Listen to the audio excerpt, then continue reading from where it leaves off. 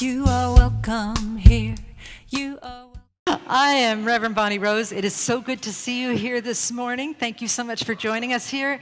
Is this a holiday weekend? Yes. Okay. Well, happy 4th of July. I kind of forgot because it's right in the middle of the weekend. I didn't know if it was this weekend or next weekend. But just consider yourselves wished a happy 4th of July, and we are grateful for America with everything that it has to offer, both challenging and unchallenging.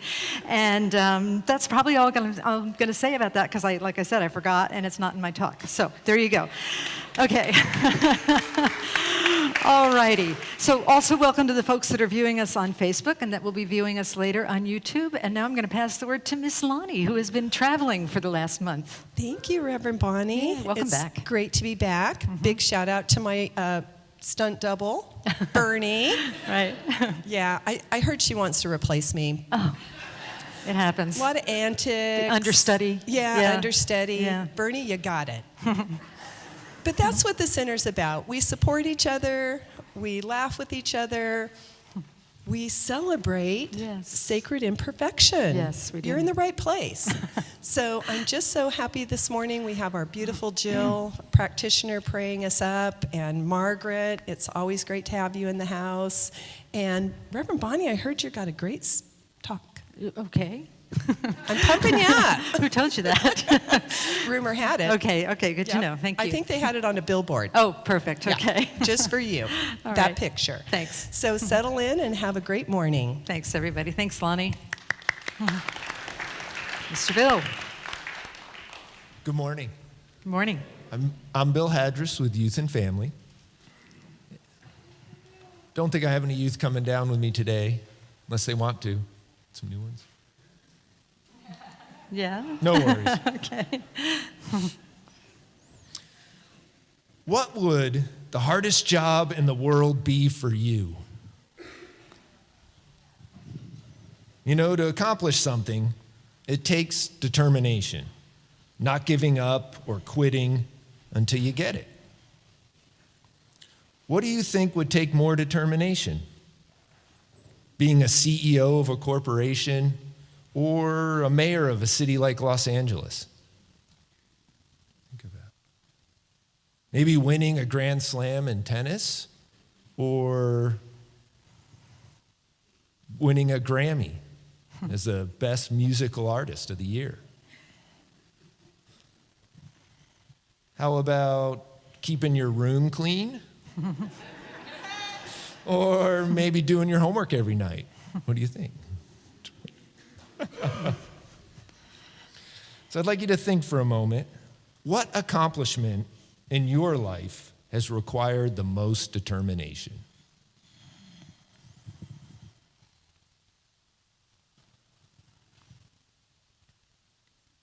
What do you do to keep yourself from quitting?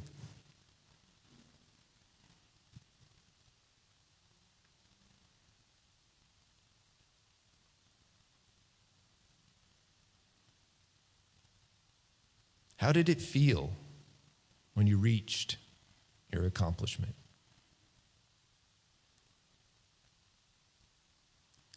There is a power within us that knows who we are and all the amazing things that we are capable of achieving. It is our determination, the soul's cheerleader, that is for every moment a loving, guiding expansion moving us forward. I invite you all to repeat after me. I have the power. I have the power. And so it is. And so it is. Thank you. You are the face of God. I hold you in my heart. You are a part of me. You are the face of God.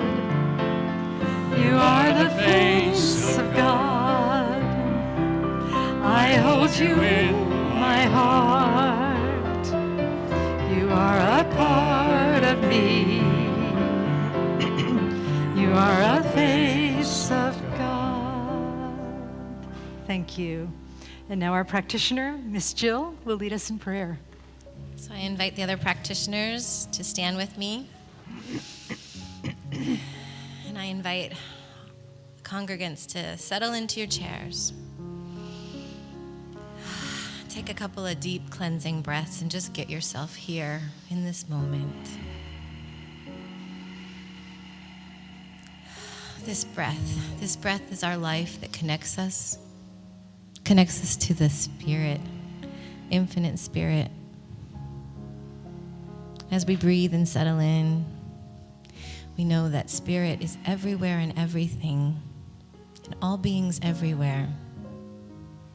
We know that Spirit challenges us with tensions of opposites and just seas of uncertainty. We fall into that space and we just know and breathe that love is really all there is. And as I accept that into my heart, as I breathe and know that that is expressing through me right here in this very moment, I know that that is what is in this center, swirling around with each and every one of us here today. We breathe and we know that life expresses through us. We are the creators of our existence. We are the creators of our lives. And we have this power that is so subtle and strong. And this is the ingenuity of the spirit of this nation. So I know that today is so blessed. The gathering, the music, the words, the community of love and acceptance of all of our unique aspects, all of the challenges, all of the differences, and all of the similarities brings us together in this beautiful sanctuary, this beautiful morning.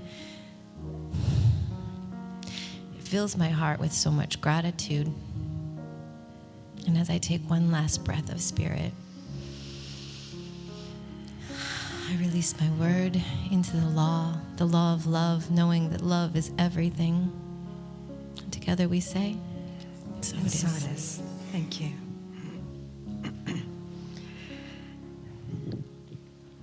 And so it is, and so we allow it to be as we breathe deeply and go deeper. Go deeper into our heart center.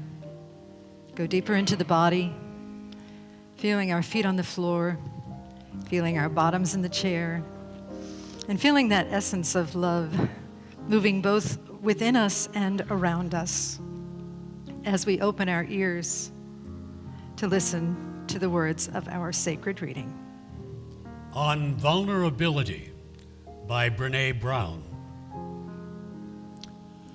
Vulnerability is the core of all emotions and feelings.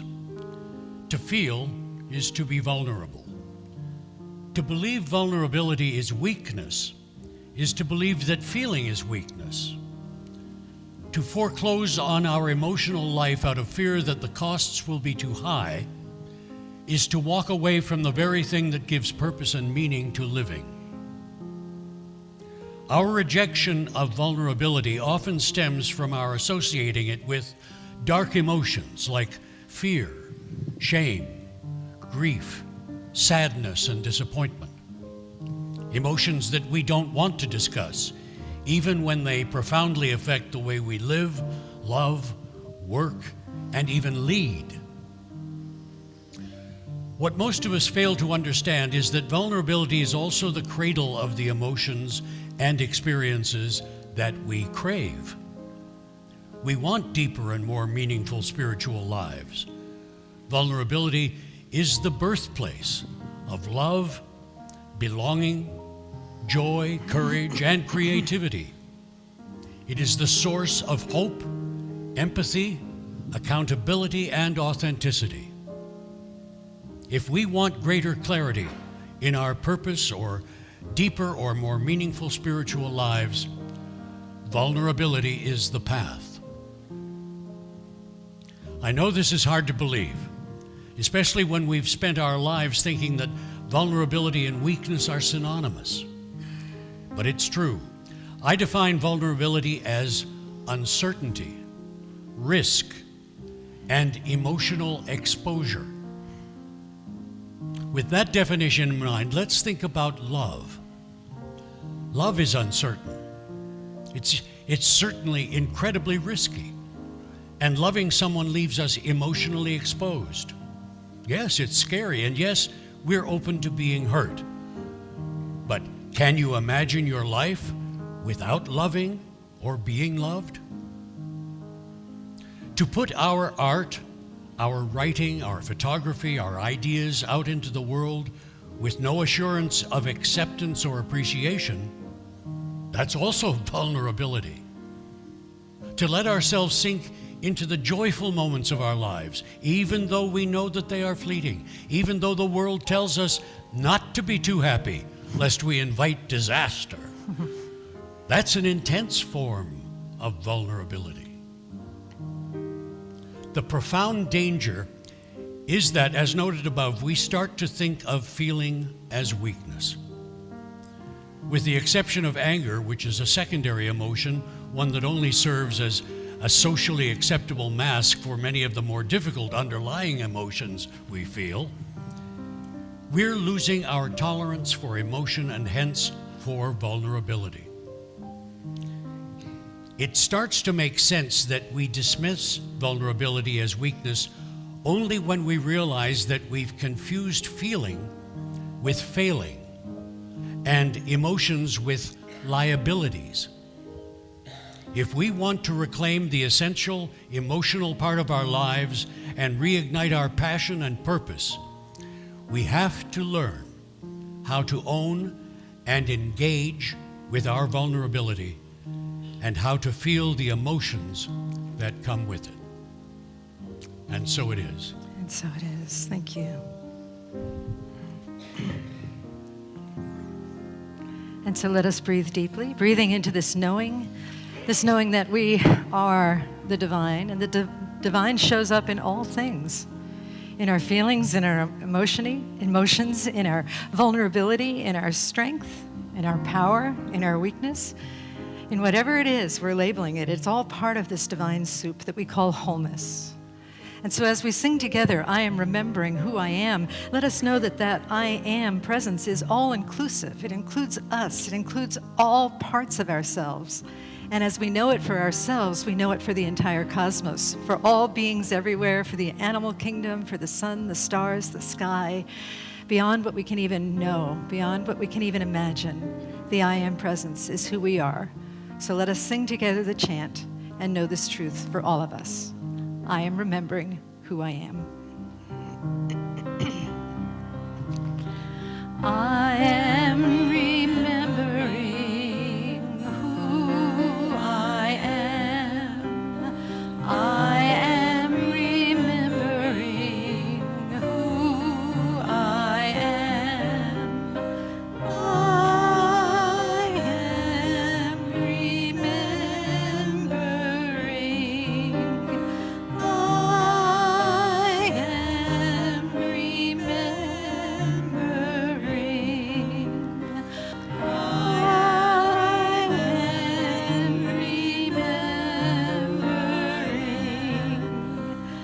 I am remembering who I am.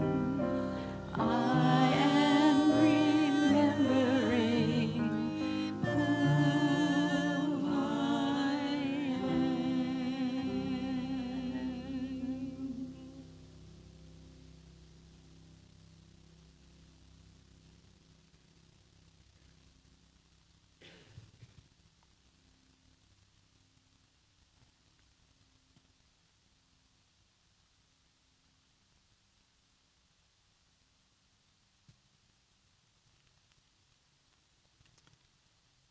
From the love of the pure divine within each of us, let us breathe in deeply.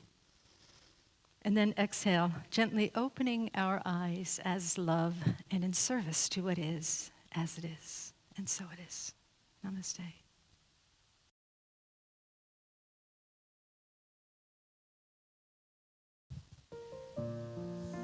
It's pretty vulnerable, though.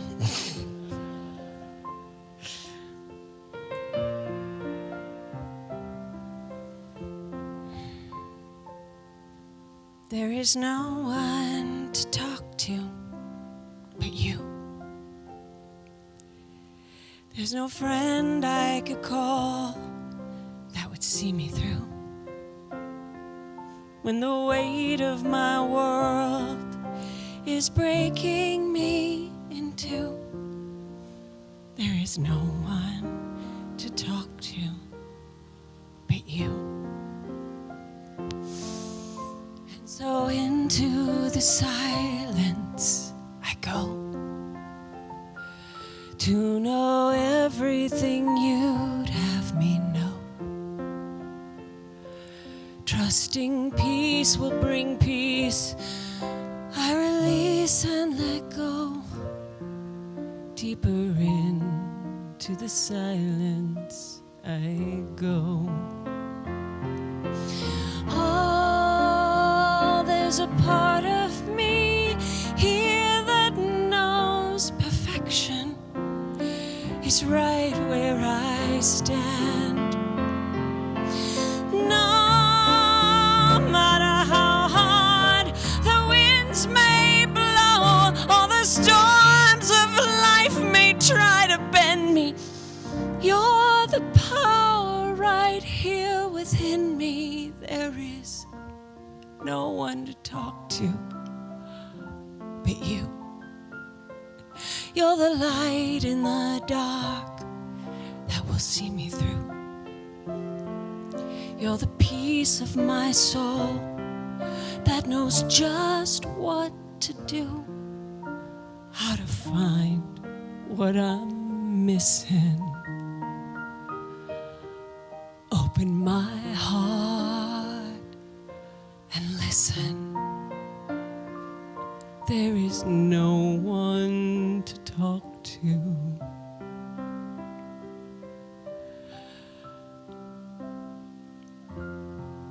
but you. No one but you.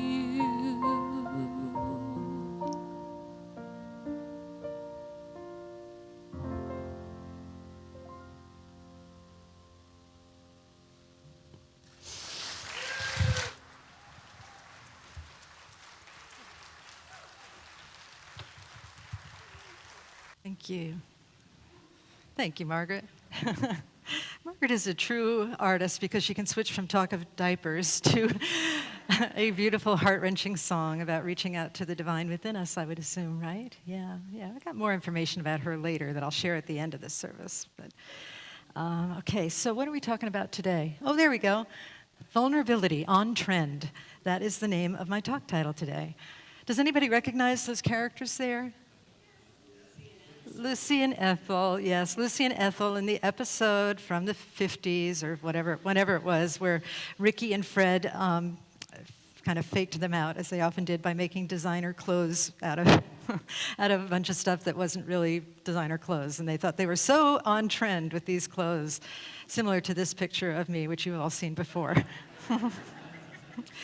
It's amazing what you can do with a dog head cone, you know? Has anyone here ever worn a dog head cone just for fun? Oh, see? How did I know that? Yeah, it's super fun. I want to say a word about on trend, too. Now, I always thought it was trendy. That's what you're supposed to say is trendy. According to my niece, who is, I'm not sure what letter generation she is, but she's not a boomer like me. She's a different generation. And she says that what the proper thing to say now is on trend. On trend instead of trendy. And those of you who are thinking about the cat's pajamas, just forget that. That's like from I don't know when. But we're supposed to say, let's bring it back, I know. We're supposed to say on trend now. So vulnerability is on trend. Now, I looked up vulnerability on the internet and just read a bunch of things about it, but one of the things that it said was the attempt to be on trend is often a desperate plea for acceptance and belonging. How about that? The attempt to be on trend is often a desperate plea for acceptance and belonging. Emotional vulnerability tends to expose what we think is unacceptable about ourselves.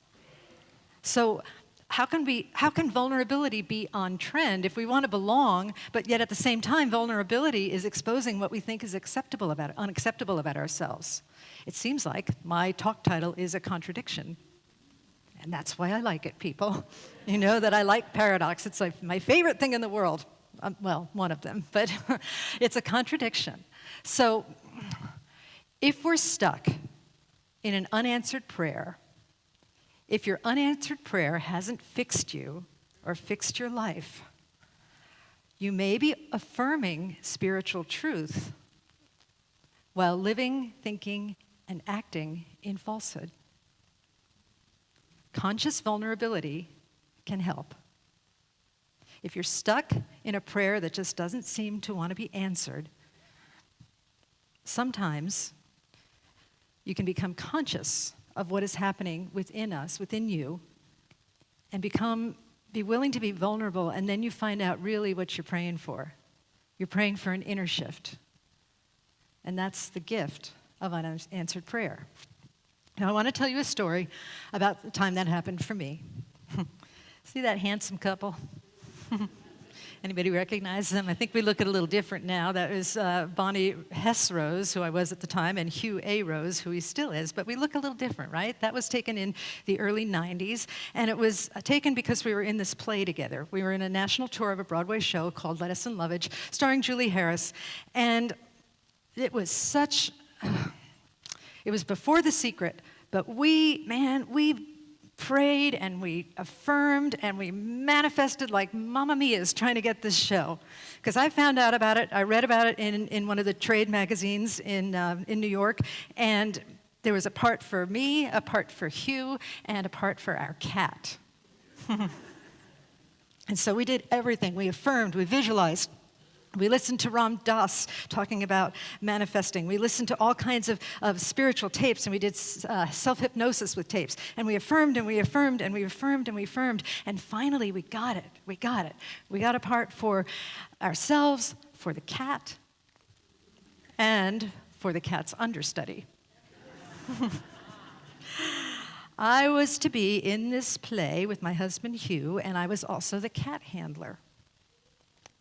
The kitties, yeah. Now, Hugh has done a lot of theater. He has a very, very strong background in theater, Broadway, rep in England, rep all over the country. I was mostly an opera singer, and I hadn't done a lot of regular, what you would call legit theater, like plays where people speak with accents and stuff and all that. I just was an opera singer, and I'd been in a few little plays here and there, but mostly just opera. And so I affirmed, and I wanted this so badly, and we prayed really hard for it, and we worked The Secret, even though The Secret hadn't been invented yet. I mean, it had been, but it wasn't called that. We worked really hard, and then when I got it, I said, oh my God, what have I done?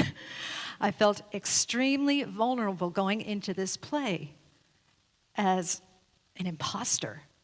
Because not only was it about acting without getting to sing my lines, but also being a cat handler in a very, very, very complicated scene where the cat was held by the star, Julie Harris, and she had to run back and forth on the stage, and she had to hold the cat with one hand because she had to use her other hand to pound on a door, and they were screaming and yelling and bells ringing and all kinds of things, and the cat had to be there kind of like a sofa cushion, you know?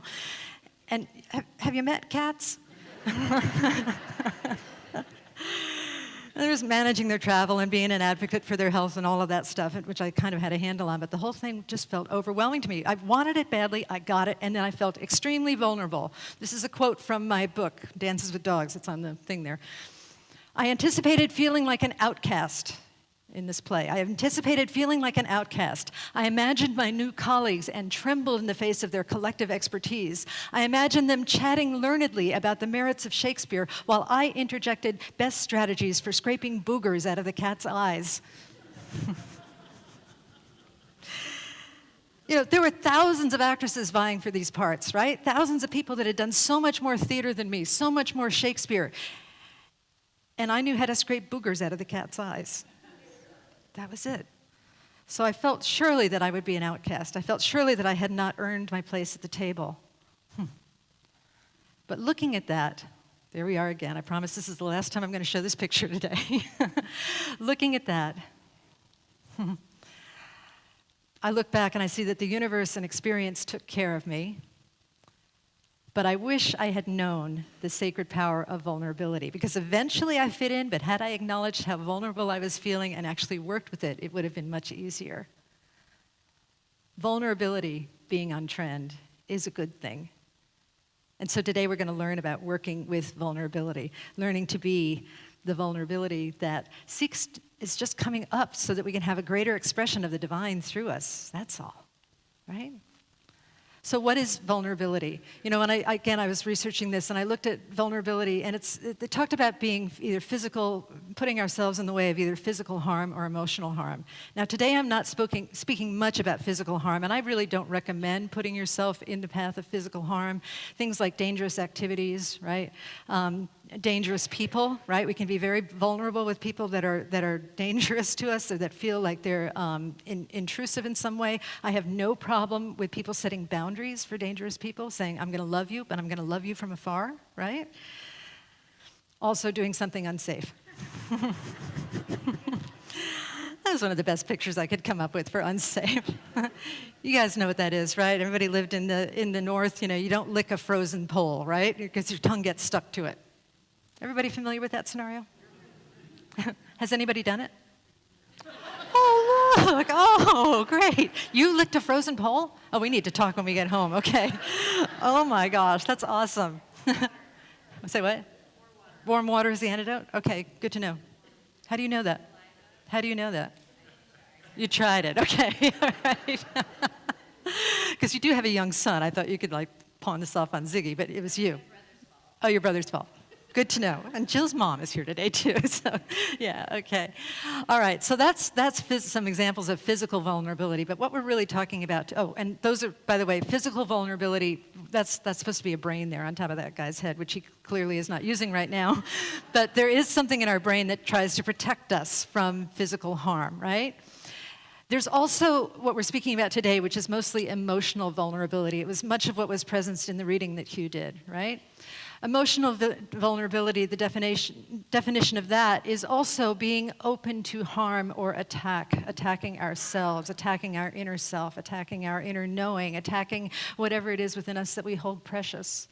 And some examples of emotional vulnerability that Brené Brown and others give are feeling fear. If we feel fear, we are vulnerable. We're afraid we're going to feel ashamed. We're afraid of ridicule. We're afraid of a sense of inadequacy. We feel vulnerable with a sense of not belonging. That's how I felt when I was getting ready to do that tour. I felt like I wouldn't belong, that I wouldn't fit in, that everybody would find out that I was an imposter and that I was faking it.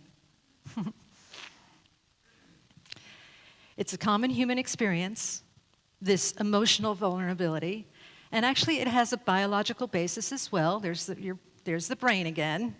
The brain has parts in it, survival mechanisms within it that recognize that, particularly back in the early days, we needed a community in order to be safe, right?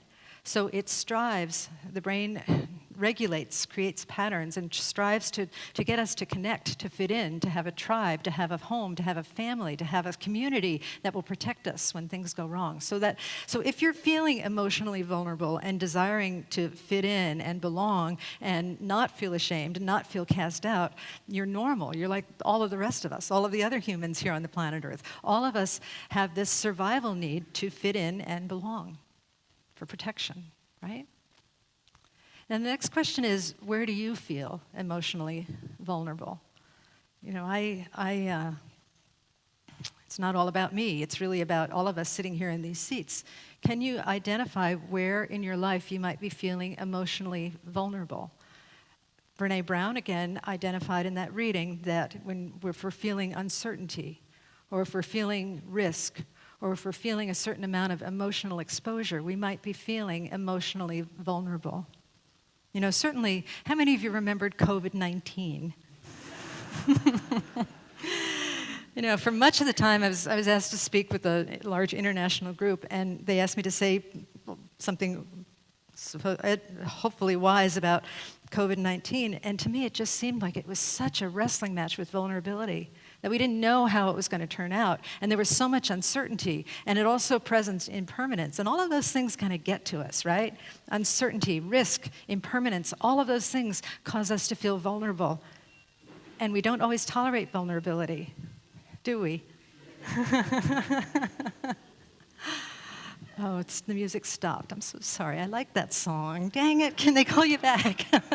Okay. So think about yourself and see if any of these things bring up a feeling of emotional vulnerability for you. For example, are you trying to express a new idea or to expand in your creativity? Are you hoping to try something new? And does that cause you to feel vulnerable? Are you engaging in a relationship and that you hope to be more authentic in this relationship? Possibly somebody will see you and maybe reject you and maybe not like what they see. Do you feel emotionally vulnerable all the time? Is parenting a cause for emotional vulnerability? Oh, yeah. Sounds like maybe I hit a nerve there. Yeah. I don't have human children, but I certainly love my animal children. But I've heard that parenting human children, I've heard that it doesn't really come out with an instruction manual, you know? It seems like, well, God is making a baby in there, right? Maybe he or she could, like, write a book that could just pop out after the placenta, you know? Custom made for that particular baby? Has that happened to anybody here? Anything? Okay. So I'm not wrong. It doesn't happen. Okay. And I've heard that parenting is really challenging, and that there are things. And parenting is a metaphor for life. There are things that come up in life that just surprise us, and things that we never expected. COVID-19 was one of those things that I never took a class on how to run a church during a pandemic. None of us were really prepared for a pandemic. We didn't know what to do. And parenting, same thing. I'm sure. Just raise your hand or raise your pinky if you're shy. Did your children ever surprise you with something and you had no idea how to deal with it, right? Okay. Oh, I see lots of hands. Yeah. And just as an homage, because Jennifer spoke on Father's Day, I want to just put up this alligator. For those of you who heard Jennifer's speech, she's listening in the office, and I'm going to get, in trouble afterward. Her children surprised her. One of them got lost at Gatorland in Florida. That's like my favorite story. I'm like, tell the story about Gatorland again. Oh, he's up there. Yay, he's in the balcony. You can see him. That's Tommy. And he's back and he's healthy, so he didn't stay lost for long. He was probably lost for like 20 minutes? But it felt like 3 hours to the poor parents that were running all around Gatorland with open pits of alligators trying to find their son. Right? He was with the birds. He was looking at the parrots. So you see what I'm saying? Vulnerability is among us. It is upon us. It is part of who we are. It generates something within us. And what a beautiful thing it is to recognize this as part of the aspects of living. You know, the Buddha says that impermanence is a natural part of life, right? And so is vulnerability. Vulnerability awakens our need to cling and make everything safe and hold on. But it's a gift in that we get to practice letting go of the ways that we've held ourselves rigidly and open up to the better yet to be through our sacred use of vulnerability. So, pay yourself on the back. I meant to say pat yourself on the back. Everybody. Brian, where'd my slide go, honey? Bless your beautiful slide wherever you may be. There it is, okay. There it is. So pat yourself. Oh, look at that, he fixed it. Oh my gosh, yay, Brian. Thank you. Pat yourself on the back for the discovery of vulnerability, that there are places in your life where you are vulnerable. Identifying vulnerability, the process of vulnerability and how it works within us will actually help you. It helps you because if you don't sometimes get vulnerable and recognize your vulnerability, you might, as Henry David Thoreau said, you might live a life of quiet desperation, where the inner being never gets to express itself fully, right? Vulnerability, if we're not acknowledging a vulnerability, we will avoid our own authenticity. We won't express our authenticity. We will, and the expression, the non-expression of our personal authenticity, what we came here to this earth to do, that leads to personal suffering. Everybody here was born with a purpose. If you're here, you have a purpose. You have a unique way of expressing in the world. And oh my goodness, sometimes it doesn't look like other people's purpose. Anybody familiar with that? Hello? Read this book, you'll get scary. But if we avoid, it'll help, acting with our vulnerability will help us avoid inauthenticity and hence avoid personal suffering. Okay? If we remember our authenticity, then we give the world the gift of the real you. You can give the world the gift of the real you. The world is waiting for what you have to offer. It may not always feel that way. It may not always look that way, but the world is waiting for what you have to offer. Sometimes it takes a long time. Sometimes it takes a long time for that socket to find the plug, for that fit to happen, but the world is waiting for what you have to offer, the gift of the real you. The other thing about vulnerability is that vulnerability helps us cultivate compassion. Can you imagine that if we're completely invulnerable, there would be no room for compassion in our hearts? We have to be able to be vulnerable in order to understand the suffering of others. And when we cultivate the capacity to understand the suffering of others, we can be with them in a new way, in a way that not only blesses them, but blesses us. Vulnerability is essential for cultivating compassion. Right? Vulnerability can also help us take risks to expand our souls. You know, when Hugh and I applied for that show, when we auditioned for it, it was a huge risk, particularly on my part, because he knew what I was doing and I didn't at the time. But it expanded our soul, our collective soul. It's part of what brought me to this point in my life. So vulnerability, the honest look at it and the willingness to work with it can expand your soul. Okay? There's also societal consequences for when we avoid vulnerability. For example, when we avoid vulnerability, the binary brain gets bossy. The binary brain is the ego brain, the brain that sorts things into right, wrong, lovable, unlovable, good, bad, all of those things. The binary brain takes over. It gets bossy when we avoid vulnerability. Vulnerability is more in shades of gray, right? It becomes difficult to listen to others when we are not vulnerable. Has anybody ever experienced that? Difficulty in listening to others, right? You're just clinging to your opinion, right? Right? Because it feels vulnerable sometimes to listen to somebody else if their opinion or their thoughts about something is different than yours.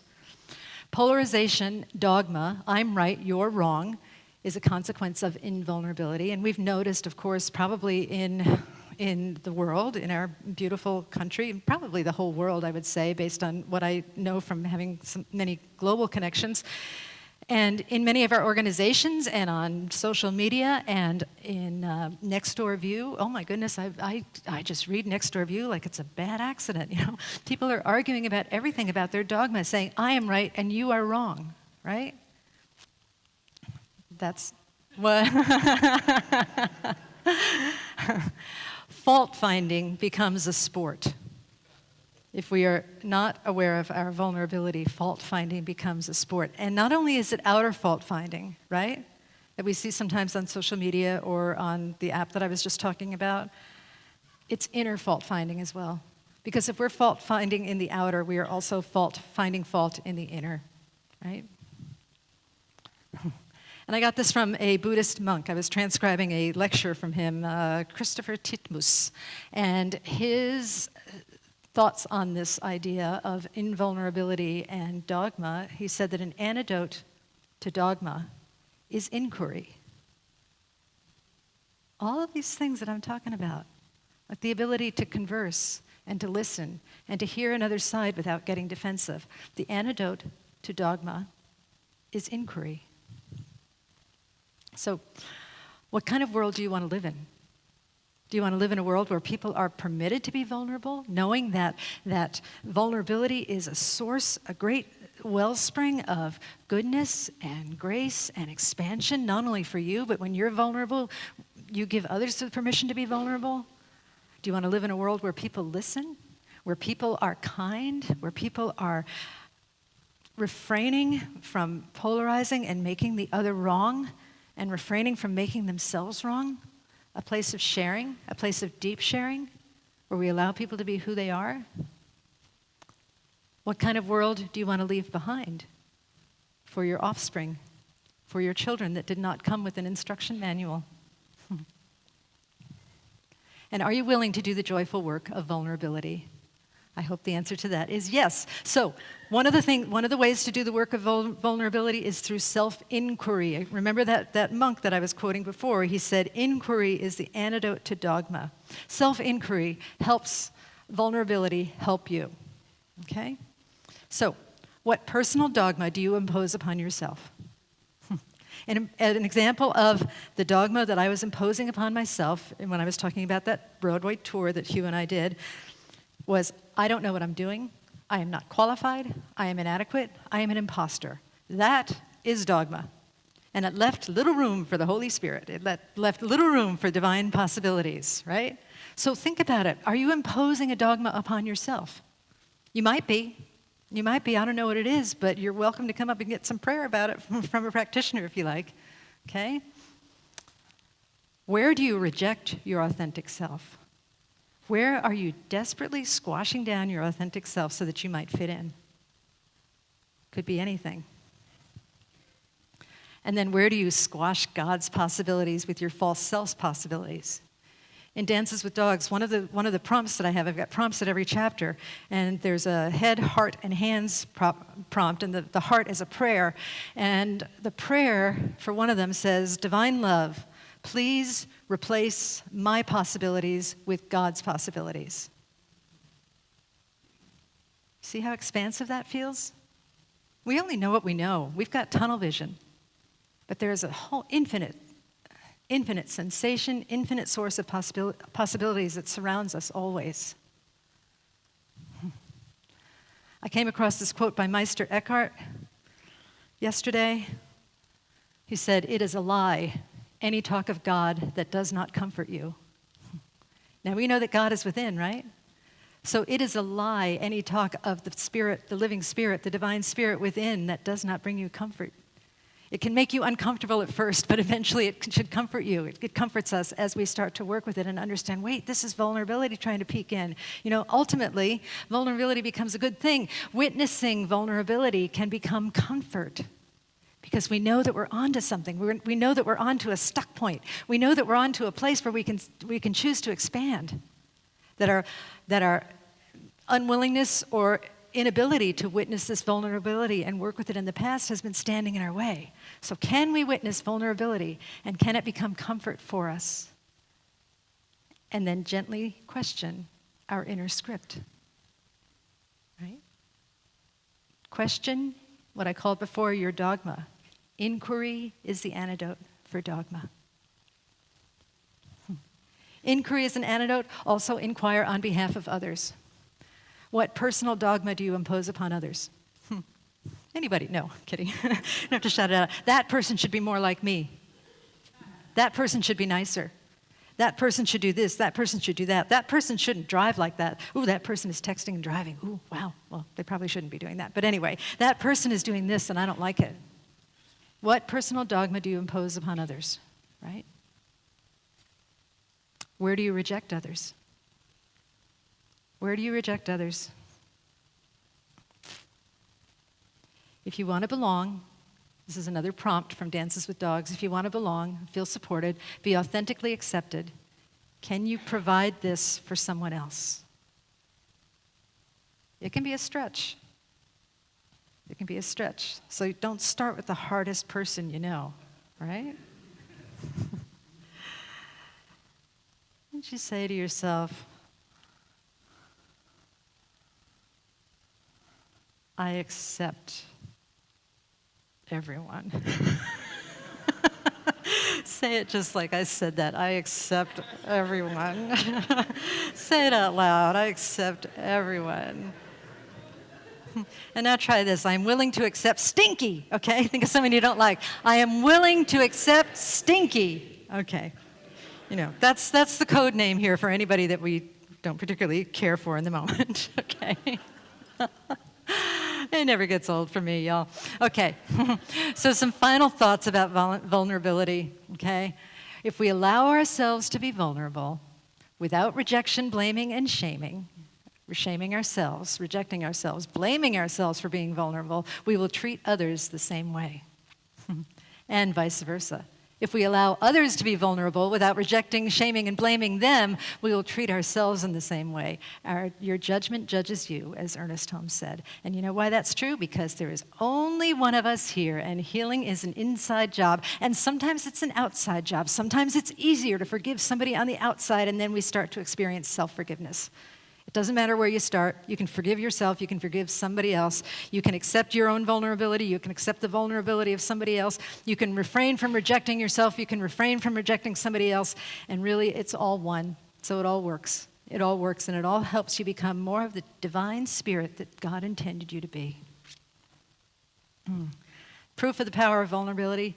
Teaching this class right now, Sacred Imperfection. And there's it's a big class. There's a lot of people in it, both on Zoom and in person. And there is this great safety that we come together and we acknowledge imperfections. The first class, I was asking people again, show of pinkies. We can do it here now. How many of you have ever felt like a failure? Right? I'm looking for pinkies. No, I don't have to see your pinkies. How many of you have ever felt insecure? How many of you have ever felt like you don't fit in? How many of you have ever felt a lack of belonging? How many of you have ever felt like an imposter? How many of you have ever experienced what I call a prayer fail? And the great thing about this class is that we have to scream it at the top of our voice because the class is really big. So somebody's sitting on this end and somebody's over there and they'll say, I had a prayer fail. I'm like, no, we can't hear you. I had a prayer fail. Or here's another one. I'm a mess. You have to say it out loud, proclaim it out loud, like it's the universal plan to acknowledge that you are sometimes a mess. Turn to somebody and say, you are a mess.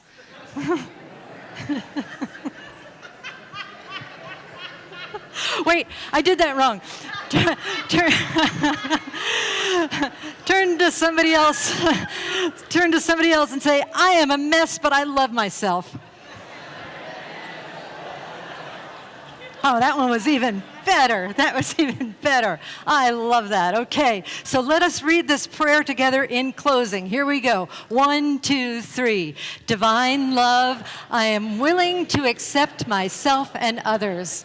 I am willing to replace my possibilities with God's possibilities. I am willing to look at myself and love myself. I am willing to be vulnerable. Vulnerability is my superpower. Vulnerability is on trend, and so am I, and so it is. Namaste. Thank y'all. Thank you. Okay. Thank you, Margaret. All righty. All right, just time for a quick prayer. I think we already did a prayer. So, just trusting and knowing that the divine has been in all of these words, whether they're words that were spoken through me or words that were spoken through each single person sitting here or listening, words that were spoken in your heart as we resonated together in this spiritual soup. Let us know together that there is one life. That life is God's life, and that life is the life of all of us. That life is divine, and that life is holy. And that life decided to show up here on this planet Earth to be you, to be me, to be all of us, to be one through all of us. The individual and the collective, all of it is God. All of it is God. And so right now, let us each in our own way unify with that divine presence, wherever we feel it in our bodies, wherever we conceive of it in our minds, and just know that that oneness is who we are. And we breathe deeply into that oneness and allow it to guide us as we speak our word for beauty and power and love and grace. And so right now I know that every single person hearing these words is strong enough to be vulnerable. Every person sitting here hearing these words is strong enough to know that vulnerability is a beautiful thing and that we can cherish it and allow it to lead us on the path of greater and greater discovery. Not only self-discovery for our own benefit, but discovery that blesses the entire world. So when we see a situation that comes up that causes us to feel vulnerable, that inspires vulnerability within us, we say, yes, thank you, God. Thank you, Divine Spirit. Thank you, Divine Love. I love being vulnerable because vulnerable is on trend, and I am very much on trend. And so, with a spirit of deep gratitude and deep praise and deep belonging, I just say thank you, God. Thank you for this message, and thank you for this transformation. Thank you for every single person that is lending their consciousness to this spiritual soup that we're creating here today in this soup bowl of a sanctuary and beyond. And I bless this path. I bless all paths to spirit. I bless synagogues, churches, temples, mosques, ashrams. I bless Sikh gurdwaras, I bless fundamentalists, atheists, agnostics. And on this 4th of July week, I also say, God bless America. God bless America, a land that I love. Thank you so much for being. And with a heart so filled with gratitude, so filled with love, I say, thank you, Spirit, thank you, love. And I release these words into the divine mystery. And together we say, and so it is. Namaste. Thank you. So funny. Oh, there you are. Hi. Well, that was fun. Okay, then. You know, many times I've been up here and I've talked about, since you brought up COVID-19, Yeah. and the fun that we had when we were trying to determine if the church was going to tank, Yeah. or if we were going to have faith that we would have a day like this. Right, right. We prepared a table for you, and you showing up is just such a blessing. Because we were spending our time with the Magic 8 Ball, trying to put together a budget. We didn't know what we were doing. Our first Facebook was sort of like this. Right. But we knew that there was something better and that we were going to power through with our vulnerability. And, you know, I think for me, you know, as I've evolved with the church, the offering was always a time when I felt extremely vulnerable. And, you know, there's so many messages about investing in your spiritual community. And so this morning, I just invite you to open up your heart and really be in that place of vulnerability, because what we do here is so important, and you're a part of that. You will help us set that table for next week's service, for the classes, for Gourmets for God. You're all a part of it, and we can't do it without you. And we love that you continue to show up and support us and have fun. That's Yes. the most important Have fun. thing. Absolutely. So challenge your thoughts. I mean, it's a great place. We love that you're here, and we want to set a table for someone else. Mm-hmm. So this morning, I invite you to place your offering over your heart and repeat after me. We trust in spirit. We trust in spirit. Love is a giver and receiver of all that we are. Love is the giver and receiver of all that we are. We offer this gift. We offer this gift. It is an outer expression of our inner abundance and compassion. It is an outer expression of our inner abundance and compassion. Our gifts bless many Our gifts bless many and return to us multiplied in miraculous ways, and return to us multiplied in miraculous ways, so that we may give again. so that we may give again. And so it is. And so it is. Thank you. Yes, yes, yes. You can't take that home with you. No. Yeah. We need diapers, people. Okay. You online? Get on it. Okay.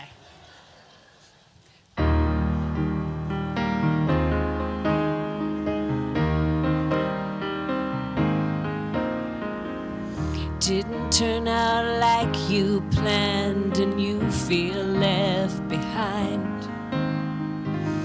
Note the tightening of your grip and the closing of your mind.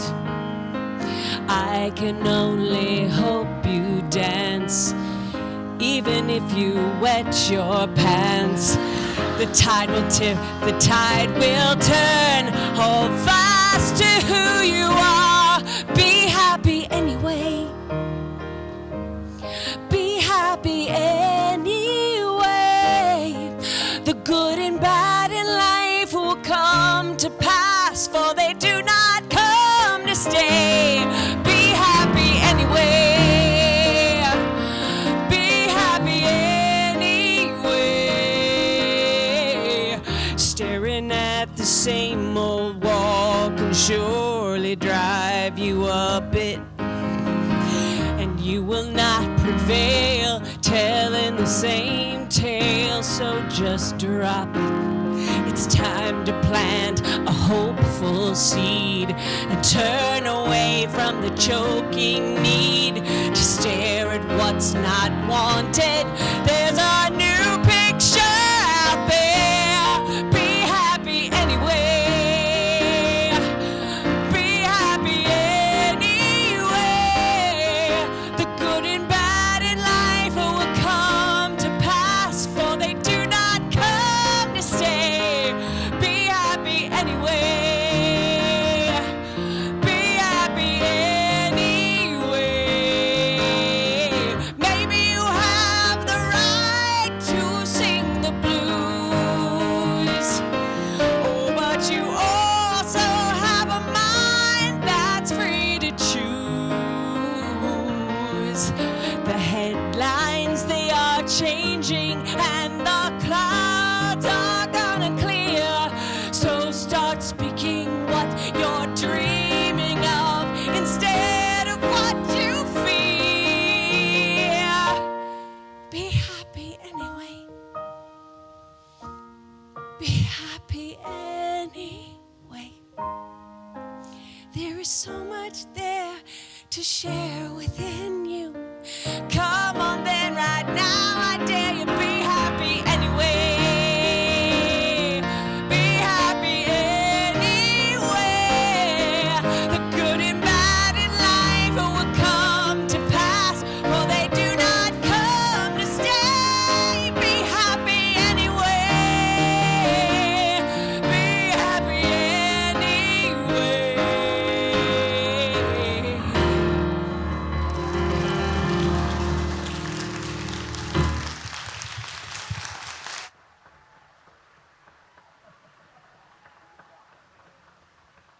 I think that's all I've got for now. So let us go ahead and we'll do a prayer. I'll do a short one, another short one. So I turn within and just give thanks for this time together, this sacred time that we have spent together, learning and loving, creating community, lending our inner and our outer voices to this beautiful, beautiful place that we call the Ventura Center for Spiritual Living. Again, I thank everyone for showing up exactly as they are, and I thank everyone for committing to working on their lives and bringing this message out into the community so that we may bless the entire world with our consciousness and with our being and with our kindness. And so with a heart that is so filled with gratitude, I say thank you, Spirit, thank you, love, and I release this word into the divine mystery, and together we say, and so it is.